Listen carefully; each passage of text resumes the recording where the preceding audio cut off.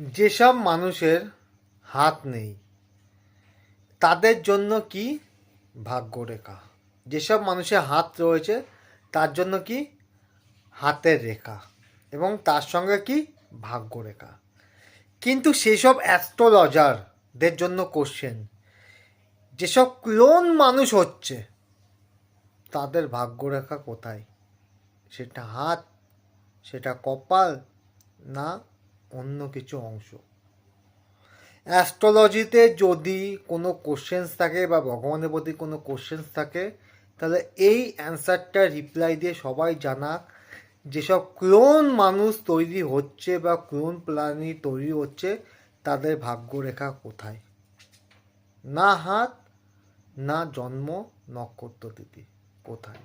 কারণ সেটা মানুষ বানাচ্ছে। Thank you.